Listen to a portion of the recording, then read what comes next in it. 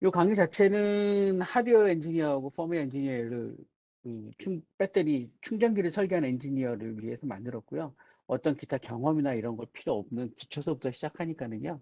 예, 배터리 교체하는 정도의 경험만 있으면 알아들을 수 있는 그런 쉬운 내용이라고 보시면 됩니다.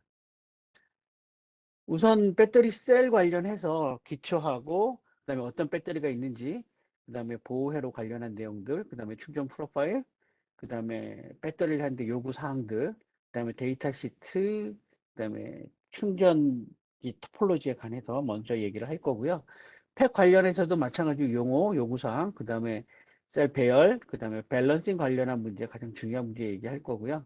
그다음에 인증 보안, 그다음에 안전회로에 대해서 간단하게 살펴보도록 하겠습니다. 자, 우선 용어를 뭐든지 하다 보면 용어를 알아야 되는데요.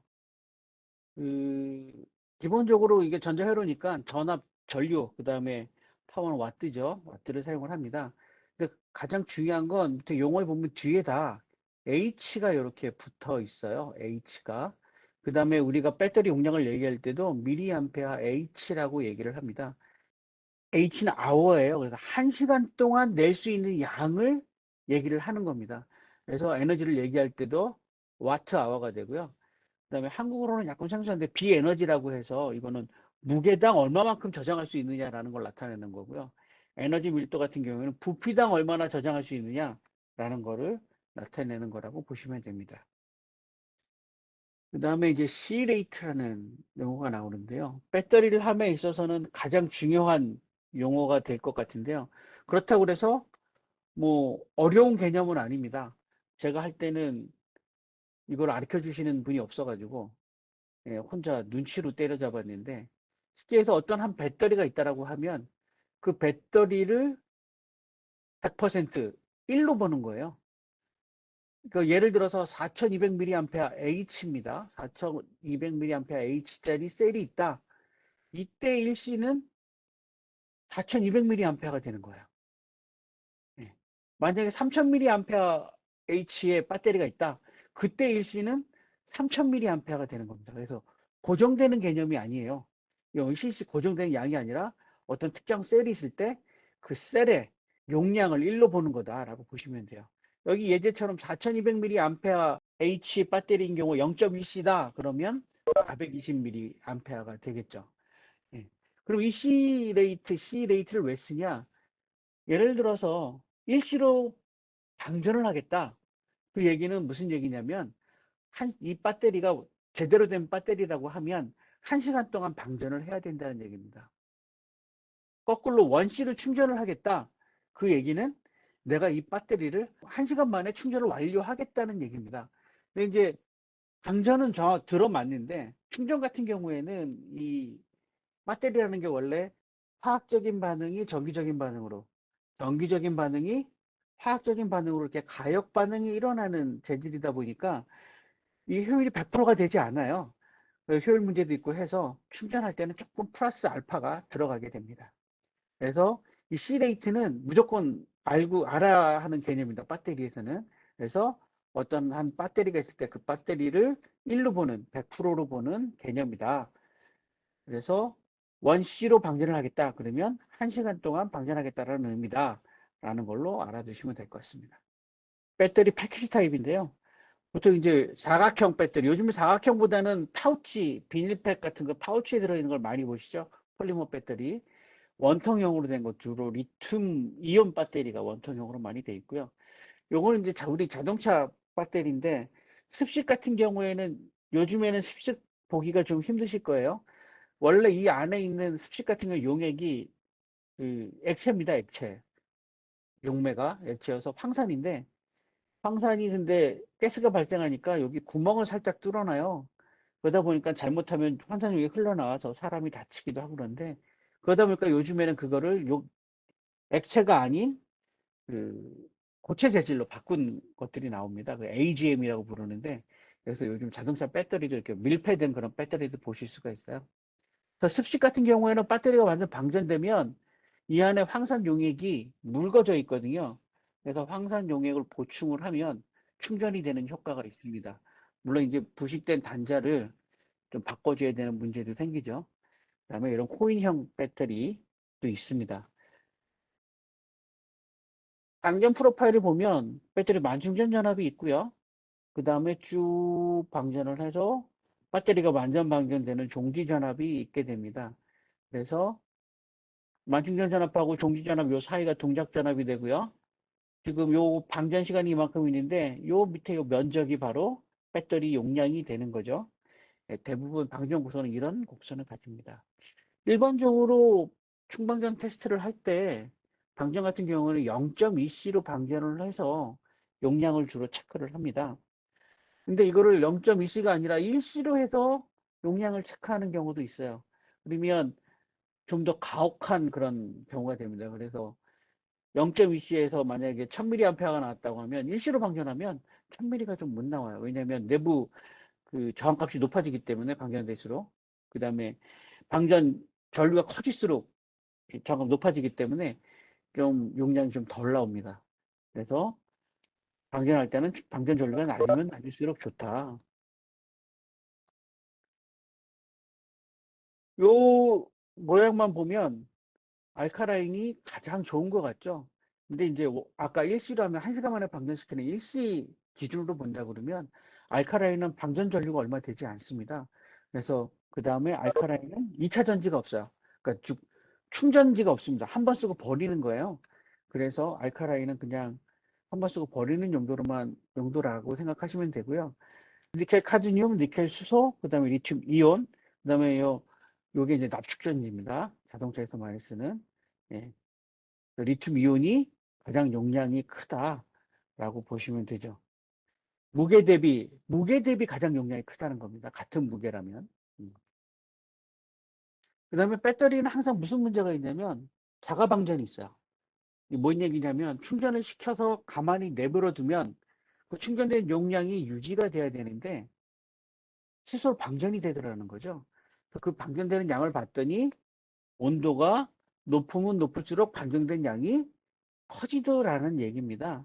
그래서 그 옛날에 그 농담 삼아 배터리를 오래 사용하려면 안 쓰는 배터리는 냉동실에 집어넣어라 라는 그런 얘기들이 있는데 바로 이 자가 방전을 줄이기 위해서 냉동실이나 냉장고에 이렇게 추운 데 집어넣으면 자가 방전되는 양이 줄어들기 때문에 그런 얘기들을 하는 거라고 보시면 됩니다.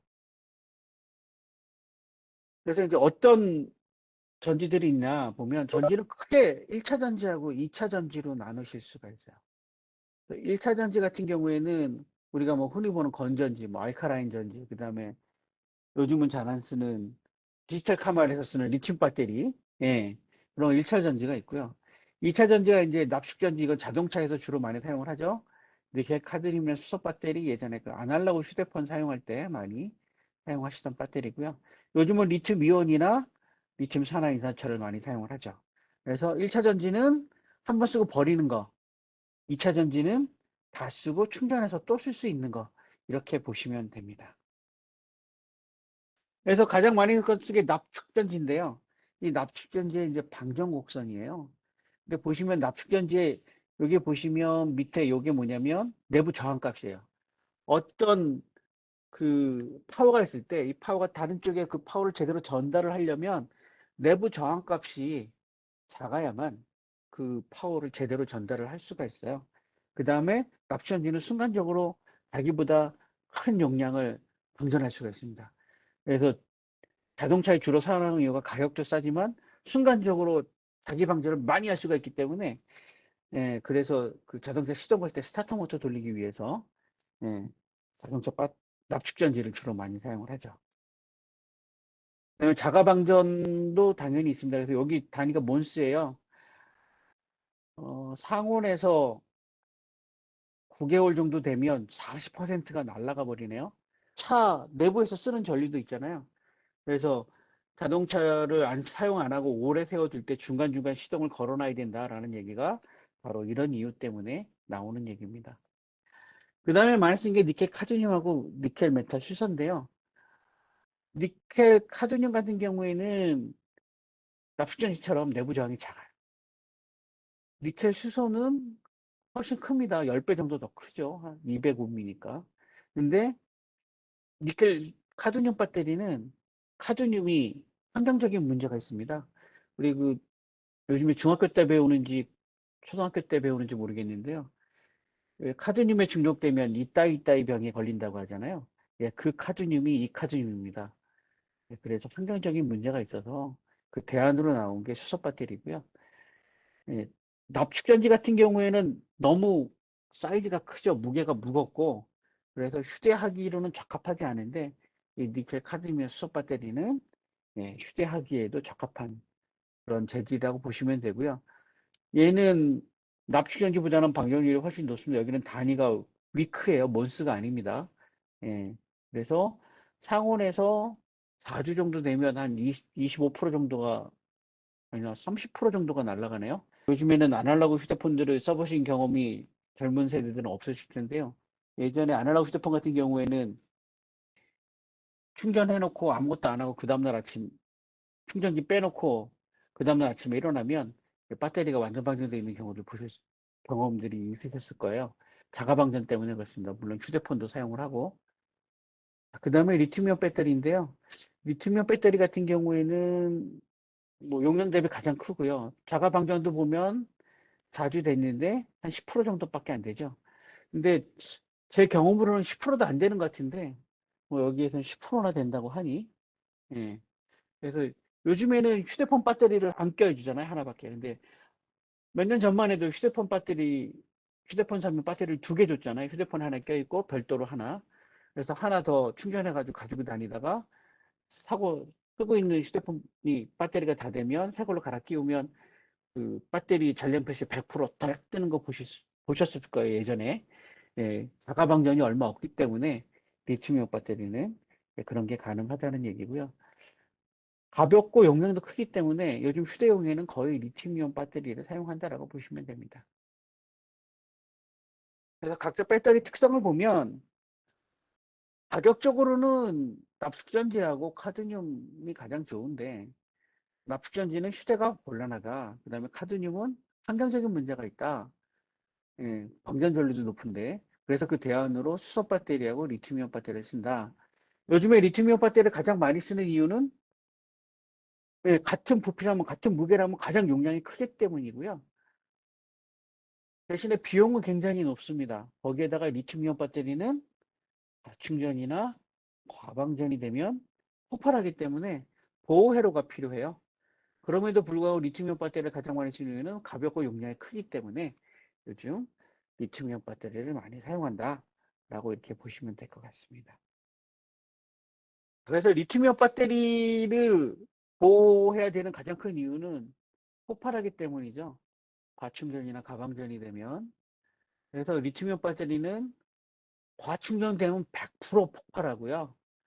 과방전되면 폭발하지 않을 때도 있습니다. 근데 과충전은 100% 폭발해요.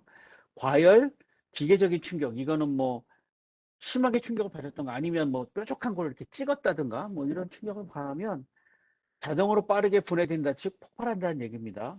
폭발할 수가 있습니다. 그 단계를 보면 이런 메카니컬 충격이나 그러니까 쇼크를 받았다던가 뭐 찍힌다던가 뭐 아니면 열을 좀 받았다던가 과도하게 충전을 해가지고 열을 받았다던가 이렇게 되게 되면 그래서 온도가 80도가 넘어가면서부터 문제가 일어나기 시작합니다. 내부에 고체 전해질 인터페이스가 파괴되기 시작을 하고요. 제어가 안 될 정도로 빠른 속도로 예, 반응이 일어나면서 온도가 110도를 넘어가게 됩니다. 110도가 넘어가면서 전해질이 분해돼서 가스가 생기기 시작하는데요. 이때 생기는 가스가 메탄이라고 합니다. 온도는 더 올라가서 130도를 넘어가게 되고요. 이때서부터 폴리머 분리막이 파손되면서 양극과 음극이 쇼트가 되면서 예, 더 빨리 반응이 일어나게 되고요. 그러면 이제 온도가 더 올라가서 200도가 넘어가면서부터는 내부에 금속 산화물로 되어 있는 음극층이 파손이 되면서 이때서부터는 산소가 발생한다고 합니다. 그러면 이미 발생한 메탄하고 새로 발생한 산소하고 반응을 하면서 그냥 자체 용광로가 돼버리는 거죠. 그래서 서로 발화되면서 걷잡을 수 없는 불이 일어나게 됩니다. 그래서 가끔 뉴스에서 보셨을 거예요. 전기자동차 화재 일어난 경우에 가장 최적의 방법은 통째로 들어서 수조에 집어넣는 거다. 예, 내부에서 메탄하고 산소가 발생되기 때문에 외부에서 아무리 이산화탄소로 막아도 물을 뿌려도 진화가 되지 않는다고 합니다. 그래서 리튬이온 배터리는 과충전이나 가방전되거나 충격을 받으면 터질 수 있다라는 거고요. 그러다 보니까 이걸 방지하기 위해서 보호회로를 사용을 합니다. 보호회로 PCM이라고 흔히 부르는데요. 이게 커다란 약자는 아니고요. 프로텍션 서킷 모듈 해가지고 그냥 PCM입니다. 그냥 글자 그대로 보호 모듈이죠. 예. 그래서 기본적으로는 예전에는 이 리튬이온 배터리를 처음 적용한 데가 어디냐면 모토로라입니다. 모토로라 스타텍이라는 그런 전화기 처음 적용을 했는데 그때 당시에 쓰는 리튬이온 배터리는 완전 밀봉돼 있었어요. 그러다 보니까 아까처럼 내부 가스가 차게 되면 날계란을 전자레인지에 넣고 돌린 것처럼 터져버리는 거예요. 압력이 커져가지고. 그러다 보니까 요즘 배터리는 어떻게 해놨냐면 전액 캐패시터 보면 위에 보면 지읒자로 이렇게 표시가 돼 있잖아요. 예, 그것도 전액 캐패시터도 그 압력 받으면 그 다음에 과전압 들어가면 터지기 때문에 예, 그래서 그거를 약간 째놓은 거거든요. 그걸 거기로 찍고 나오라고. 요즘은 리튬이온 배터리는 그래서 한쪽을 이렇게 집어넣습니다. 벤트를 해놔서 만약에 내부 압력이 커지면 그쪽을 째고 나와서 불은 나더라도 폭발에 의한 그 사고는 일어나지 않도록 예, 그렇게 만들어 놓습니다. 그리고 당연히 과충전되거나 아니면 과방전되는 걸 보호하도록 기능을 하고 있고요. 그 다음에 과전류, 너무 많은 전류가 흐르지 않도록도 기능을 합니다. 이건 그럴 수밖에 없는 게 내부 FET 용량이 있기 때문에 예, 그 용량에 제한도 되고요. 그 다음에 리튬이온 배터리도 그렇고 리튬이온 폴리머도 그렇고 자기가 방전할 수 있는 양이 있어요. 그 양 이상 흐르게 되면 화학적인 구조가 깨지기 때문에 그때서부터 가스가 발생하는 거거든요. 그걸 막기 위해서 과전류 보호를 합니다. 그다음에 온도도 체크를 하고요. 배터리 같은 경우에는 그 사용하는 온도 범위를 벗어나서 사용을 하게 되면 충전이나 방전을 하게 되면 셀 수명이 급격하게 줄어들어요. 예, 그걸 막기 위해서 온도 체크를 하는데 요즘에 같은 경우에는 온도 체크를 안 하는 PCM도 많습니다. 리튬이온 배터리 같은 경우에. 왜냐면 리튬이온 배터리는 원래 충전하면서 열이 안 나기 때문에 예.